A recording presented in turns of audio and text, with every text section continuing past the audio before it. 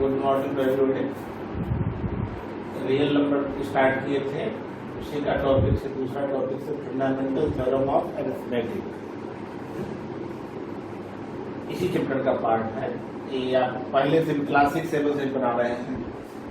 Every composite number can be expressed as a product of primes and their decomposition is unique apart from the order in which the prime factor occurs। इसका मतलब क्या है? जैसे अगर 20 example 24 को अगर हम लिख रहे हैं, क्या लिखेंगे? 2 into 2 2 into 3 इस प्राइम फैक्टर है, that is equal to 2 cube into 3। इसका ऑर्डर चेंज भी कर 3 into 2 क्यूब भी लिख सकते हैं। यही हुआ प्राइम फैक्टर। प्राइम फैक्टर जितना भी है प्राइम फैक्टर। दूसरा एग्जाम्पल कुछ भी ले लें, मान लीजिए ले लेते हैं 36। 36 में क्या होगा? 36 को कैसे लिखेंगे? 2 से पहले डिवाइड करेंगे तो क्या होगा? 18। फिर 2 से डिवाइड करेंगे तो क्या होगा? 9। फिर 3 से डिवाइड करेंगे 3। 36 can be written as 2 into 2 into 3 into 3। ऐसे भी सकते हैं 2 square into 3 square.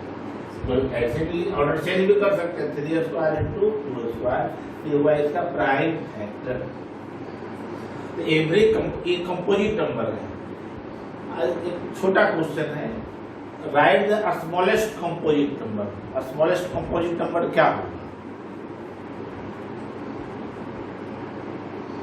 4। Smallest composite number 4 होगा। और स्मॉलेस्ट प्राइम नंबर क्या होगा? 2। इस पर ही बेस्ट क्वेश्चन आया था 2 साल पहले सीबीएसई में।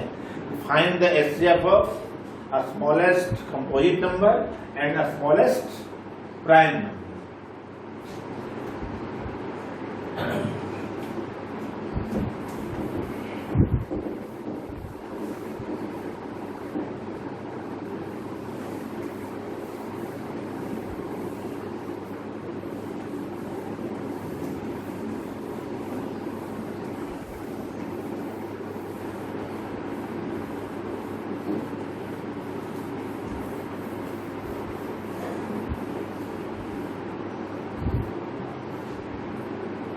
चैप्टर का इम्पोर्टेंट चीज है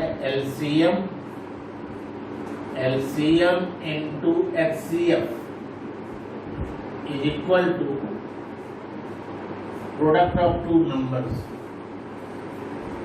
प्रोडक्ट ऑफ 2 नंबर्स।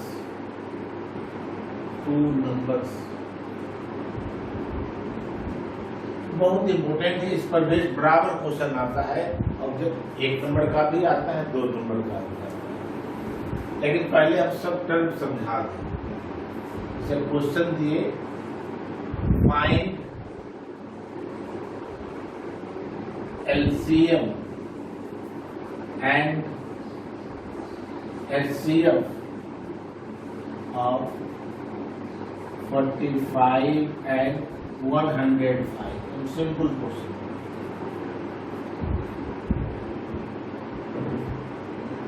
45 का फैक्टराइजेशन क्या होगा? 45 का फैक्टराइजेशन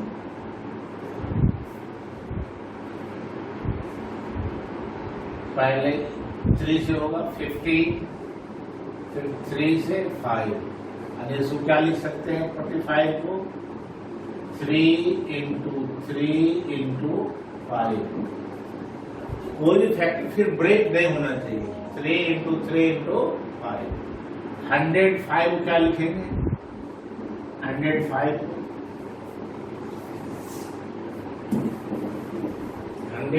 को लिखना है। पहले इसको 3 से, फिर अब 5 से, अब नहीं होगा 3 into 5 into 6, 3 into 5 into 6। अब एक ही क्वेश्चन से पूरा समझ में आ जाना चाहिए। पहला एचसीएफ क्या होता है, जो दोनों में कॉमन। एचसीएफ पहले समझिए कैसे। 5 जो हम सर्किल बना दिए, इसमें भी है और इसमें भी है। जो दोनों में प्राइम फैक्टर दोनों का हम चेक करेंगे, जो दोनों में कॉमन हो वो हो जाएगा एचसीएफ। एचसीएफ में कहीं दिक्कत नहीं है।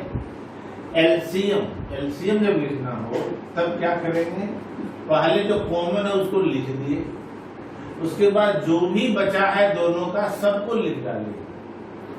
3 into 3 into 3 into 7, जो सर्किल के अंदर है उसको तो एक बार लिख दिया कॉमन को। उसके बाद जो भी बचा है, पहला में जो प्राइम फैक्टर है, दूसरा का जो प्राइम फैक्टर है, दोनों को लिख देंगे और मल्टीप्लाई करेंगे, वही आंसर हो जाएगा।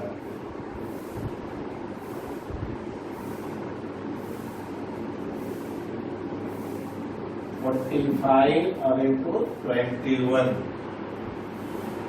45 90 5 4 9, ये हो गया। इसका एलसीएम कितना हो गया, 9 4 5 इसका एलसीएम हो गया। Find the LCM and HCF. पहले इसको भी हम लिखने का दो तरीका है। इसको हम ऐसे भी लिख सकते हैं, 105 को हम दो फैक्टर में डिवाइड किए, 3 और 35, फिर 35 को भी दो पार्ट में ब्रेक किए, 5 और 6। फैक्टर 3 भी करते हैं इसको इस ढंग से, ऐसे हम लोग ऐसे लिखते हैं, फैक्टर 3 के फॉर्म में इस ढंग से।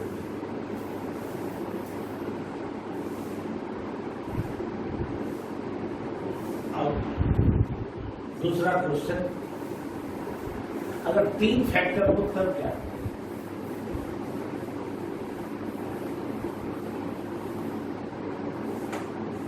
Find LCM and HCF of 10, 20, 30। मान लिया ऐसा 3।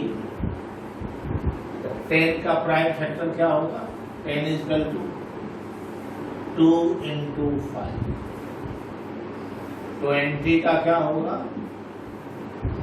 2 into 2 into 5। और 30 का क्या होगा, 2 into 3 into 5। ये तीनों का प्राइम फैक्टर लिख दिए। पहला एचसीएफ तो बहुत आसान है। एचसीएफ में क्या करना है, जो तीनों में 5 इसमें भी है, 5 इसमें भी है, 5 इसमें भी है, 2 इसमें भी है, 2 इसमें भी है, 2 इसमें भी है। तो जो हम सर्किल बना दिए, जो कॉमन है तीनों में, पहले उसको लिख दिए 2 into 5। अब जो सर्किल में नहीं है उसको लिख डालें। इसमें सब हो चुका है, इसमें 2 और इसमें 3 into 2 into 3 60।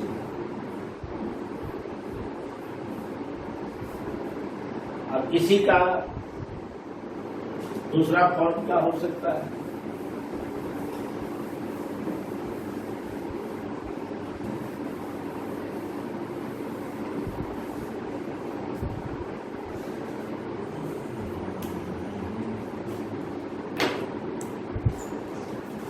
जैसे क्वेश्चन है कुछ जो सीबीएसई का आया हुआ है।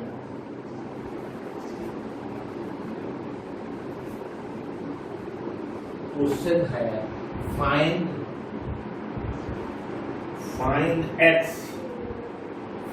x की बोर्ड में आया है इन फॉलोइंग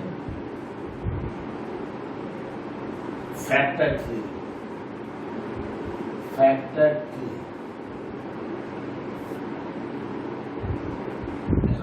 156 156 2 है यहाँ दिया हुआ, यहाँ 78, फिर 78 का भी 2 फैक्टर, एक 2 है और एक 39 है, और फिर 39 का 2 फैक्टर, यहाँ x है और यहाँ पर 30। एक नंबर का क्वेश्चन है। अब x का वैल्यू बताइए क्या होगा वैल्यू। 39 का 2 फैक्टर क्या होगा, प्राइम फैक्टर 33 इंटू 3, यानी x का value since 39 is equal to 3 into 30, therefore x is equal to 3। Answer हो गया x इज इक्वल टू 3 एक नंबर का। और अगर 2 अननोन कर दें, मान लीजिए क्वेश्चन में यहाँ भी अननोन कर दें, यहाँ y दे दें, फाइंड x एंड y, तब क्या होगा, y का वैल्यू क्या होगा, 78 का 2 फैक्टर क्या होगा, 39 इंटू 2, तो y का वैल्यू 2 होगा।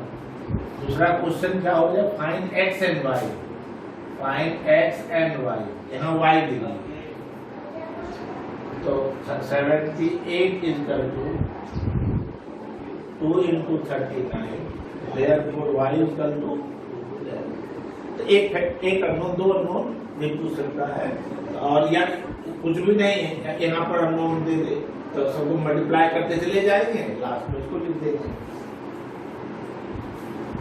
तो इसकी बहुत आसान चैप्टर है, बहुत पहले से पढ़ रहे हैं, क्लासिक 7 से।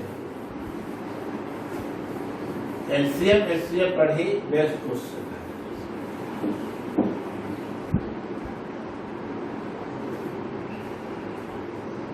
एक क्वेश्चन आया है बोर्ड में, right the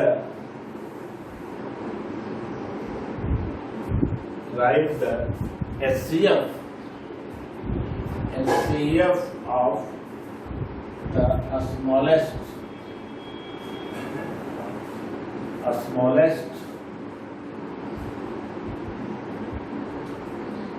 composite number and the smallest prime number.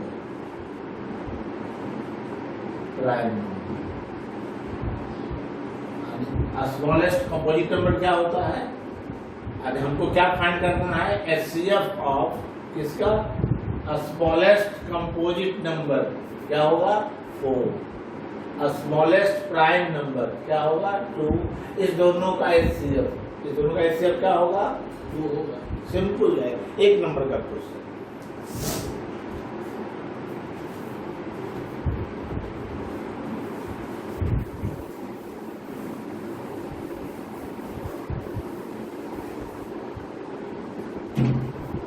पिछले दिन हम दिए थे, एक क्वेश्चन दिए थे, proof that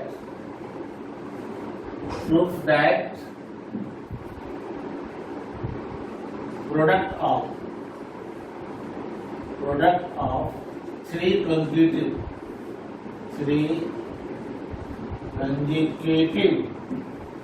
integers is divisible by 6. They will be divisible by 6. ये आया हुआ है बोर्ड का क्वेश्चन है। Prove that product of 3 consecutive integers is divisible by 6. Let 3 consecutive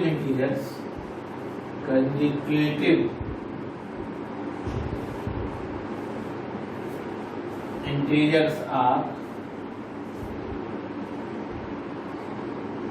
x plus 1 and x plus 2। हमको प्रूव करना है कि इसका जो प्रोडक्ट है डिविजिबल होगा किससे, 6 से। केस 1, अब 3 हम ले सकते हैं 2, 3, 4 भी, और 3, 4, 5 भी ले सकते हैं, 10, 11, 12 भी ले सकते हैं, 12, 13, 14 ले सकते हैं। x इवन भी हो सकता है और x ऑड भी हो सकता है। पहला case, if x is even अगर इवन होगा तब क्या होगा, x अगर इवन होगा x प्लस 1 ऑड होगा, x प्लस 2 इवन होगा, तो x plus 2 is also even. इसका मतलब क्या हुआ, दैट इज, इसका मतलब ये हुआ x into x plus 2 is an even number. Product of two even number is also an even number. कभी ऑड नहीं हो सकता है। Product of two even number, product of two even, x is even, x plus 2 is even, product of two even number is also an even number. और that is, इसका मतलब क्या हुआ, x into x plus 2 is divisible by 3। Divisible by 3 या multiple of 3 एक ही चीज है, divisible by 2 एक। अब दूसरा एक और कंसेप्ट है, product of 3 consecutive integer is always divisible by 3। कुछ भी आप देख लीजिए, 2 इंटू 3 इंटू 4 3 से डिविजिबल होगा, 3 इंटू 4 इंटू 5 3 से डिविजिबल होगा, 4 इंटू 5 इंटू 6 3 से डिविजिबल होगा, 5 इंटू 6 इंटू 7 3 से डिविजिबल होगा, 6 इंटू 7 इंटू 8। याद रखिए हमेशा, product of 3 consecutive integers is always divisible by 3। Also x into x plus 1 into x plus 2 is divisible by 3। Reason लिख देंगे, क्या रीजन होगा, since product of 3 consecutive integers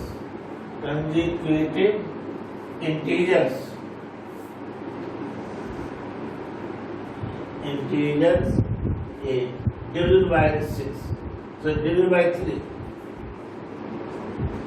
ये रीजन क्या हो गया, दो एक ध्यान दीजिए, x into x plus 2 is division bye 2, एक फैक्टर यानी प्रोडक्ट का हो गया 2b और एक हो गया 3b।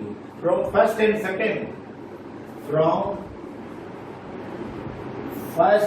Second x into x plus 1 into x plus 2 is division bye 6, divisible by 6। ये एक केस हुआ, इसलिए x इज इवन, याद रखिए। तो अब दूसरा केस क्या हो सकता है, ऑड हो सकता है। दो ही केस हो सकता है, या तो x इवन ले या x ऑड ले।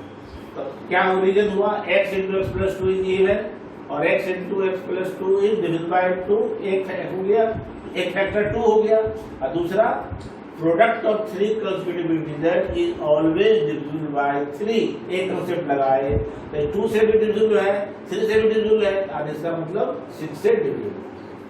अब दूसरा केस क्या होगा, case 2, x is odd, case 2 x is odd.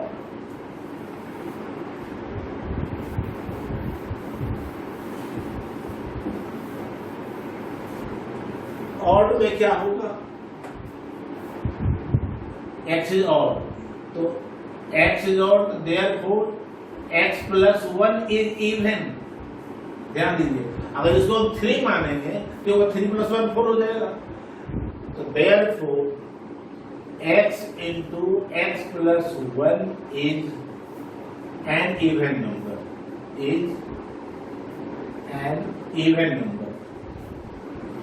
that is x into x plus 1 is divisible by 2,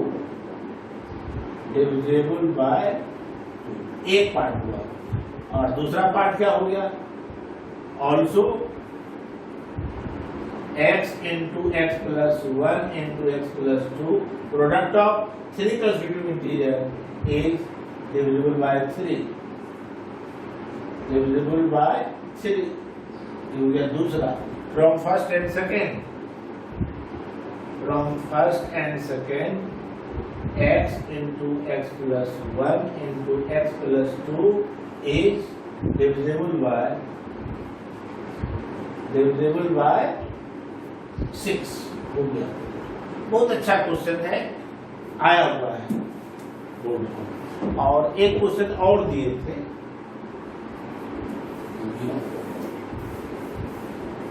वो भी बोर्ड का ही था, लॉन्ग क्वेश्चन था। एक क्वेश्चन जो दिए थे सीबीएसई का क्वेश्चन था, so that cube of any positive integer is of the form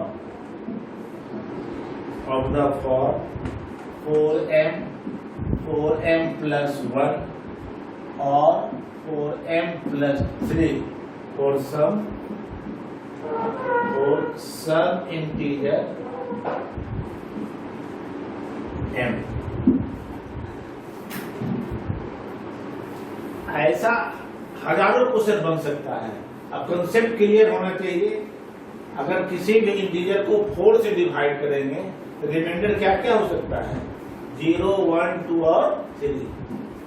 यहाँ 4 से हम लोग समझ रहे हैं any number can be written as 4 cube plus r, where r lies between 0 and 4। 4 नहीं हो सकता, 4 से कम हो सकता है। तो r का 4 वैल्यू, इतना तो सब लोग कर लेता है। If r is equal to 0 तो a का वैल्यू कितना होगा, 4 cube. If r is equal to 1 तो a is equal to 4 cube plus 1। r is equal to 2 तो a का वैल्यू क्या होगा, 4 cube plus 2। r is equal to 3 तो a का वैल्यू क्या होगा, 4 क्यूब प्लस 3। यहां तक तो सब अपडेट कर लेता है, लेकिन अब गलती इसके बाद करता है क्यूब करने में। जो ज्यादातर हमको मिलता है क्यूब करने में लोग गलती करते हैं। केस 1 क्या हो गया, 4 क्यूब का होल क्यूब, इसको लिखेंगे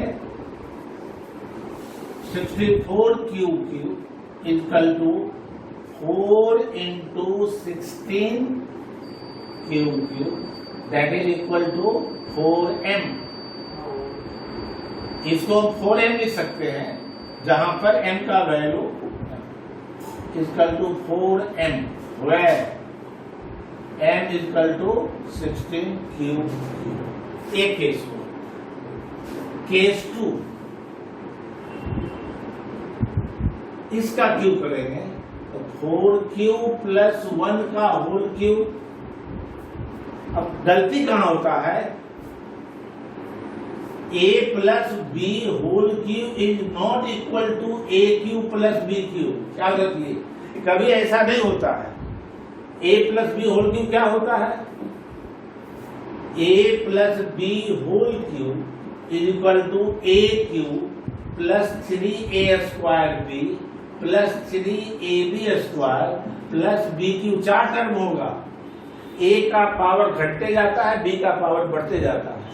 तो देखिए यहाँ पर a का वैल्यू है 4 क्यूब और b का वैल्यू क्यूब क्या हो जाएगा, 4 क्यूब का whole cube plus 3a square क्या लिखेंगे, 4 क्यूब का होल स्क्वायर b का वैल्यू 1 प्लस 3a के जगह पर 4 क्यूब इंटू b स्क्वायर 1 का whole square plus b cube 1 का होल क्यूब। अगर इसको हम सॉल्व करेंगे कितना होगा, 64 cube plus 48 Q square plus 48 Q square, यहाँ 48 होगा 12 होगा, 12 क्यूब यहाँ प्लस 1। इस 3 टर्म में हम कॉमन ले लेंगे 4 तो कितना होगा, 16 q square plus 12 q square plus 3 q plus 1। और इसी को हम m मानेंगे, that is equal to 4m plus 1, जहां पर m का वैल्यू क्या है, n का वैल्यू है 16q plus 12q square plus 3q plus 1। इसी ढंग से आपको इसका भी q करना है, इसी का भी q करना है। a plus b whole cube करने में गलती होता है, वो गलती नहीं होना चाहिए। ये क्यू करके हम और दिखा देते हैं, अब उसके बाद आप लोग कंप्लीट कर लीजिएगा। जैसे दूसरा क्या है, 4q प्लस 2 का होल क्यू। a के जगह पर 4q है, b की जगह पर 2 है, तो aq plus 3a square 4q का whole square into b plus 3a formula लिखा हुआ है b 3ab स्क्वायर 2 का होल स्क्वायर प्लस bq 2 का होल क्यूब। अब सिंप्लीफाई करें कितना होगा, 64q plus 48 into 2 96, 16 into 3 48 into 2 96 q square plus 4 into 4 16 plus 3 48 q plus 8। अब देखिए इसमें हम क्या टेक्निक है, इस 4 में लाना है, 4 कॉमन ले लिए तो क्या हो जाएगा 16q plus q square plus 14q और प्लस क्या हो जाएगा 2। और ये भी आ गया किस केस में 4m, ये भी आया है 4m केस में। अब दूसरा निकालेंगे, समझ रहे हैं, इसका 2q कितना आया 8। अब तीसरा भी जब निकालेंगे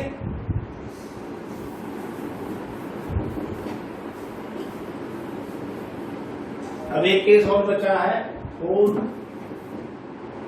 4q प्लस 3 का होल क्यूब। इसमें देखिए तो क्या होगा 4q का होल क्यूब प्लस 3 4q का whole square into 3 plus 3 into 4q into 3 square plus 3q। Solve करेंगे 64q plus 48 into 3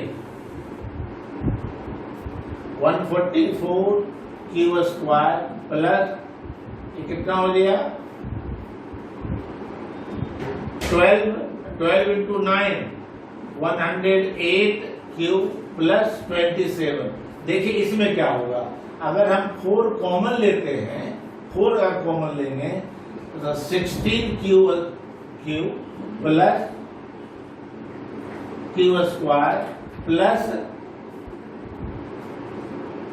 q plus यहां देखिए 27 है। अगर 4 से अगर हम क्या निकल सकता है मैक्सिमम 24 जब करेंगे प्लस 6 तो 6 हो गया तो 24, अब बच गया क्या 3 तो प्लस 3। इसी को हम लोग m मान लेंगे 4m प्लस 3, तीनों केस आ गया where m is equal to 16q plus 38q square plus 27q। Main गलती होता है q करने में, तो आप लोग सावधानी से q करें, q में गलती नहीं होना चाहिए। Okay, thank you. फिर कल करेंगे इसी चैप्टर को continue. Thank you very much.